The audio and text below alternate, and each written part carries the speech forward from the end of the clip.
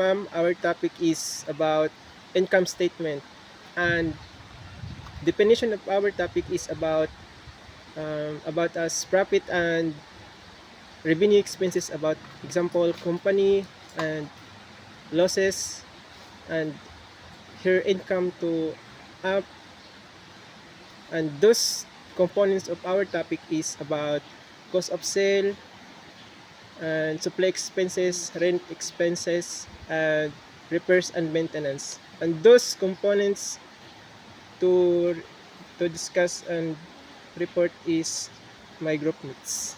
I'm tasked to discuss cost of sales.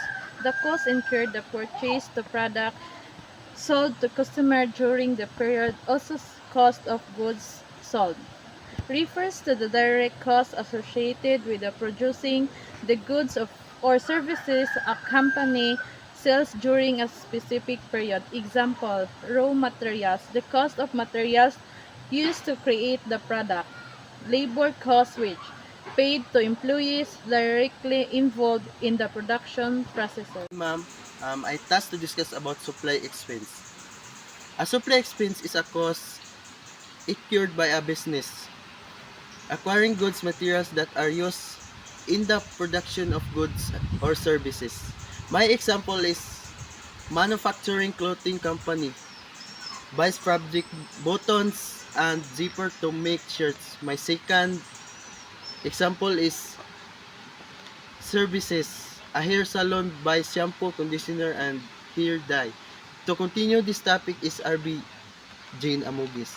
Ma'am, I'm tasked to discuss the rent expense.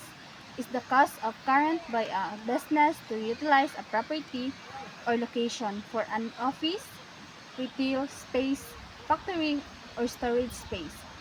For example, ana is kanang mga monthly payment like kanang mag-abang ka og boarding house, di ba monthly payment na siya. Muna siyang mga example. Task to discuss is repairs and maintenance.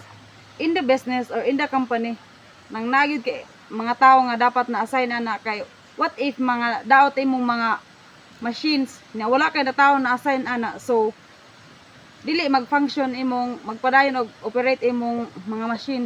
So nagyud tao nga na-assign na nga mag if ever lugar nga nadaot ang kuan makina nahotdag oil, so katong mga tao nga maintenance sa imong na-assign adto mao to sila ang mag-repair kay mao man na silang na-assign ana nga trabaho. So that's all.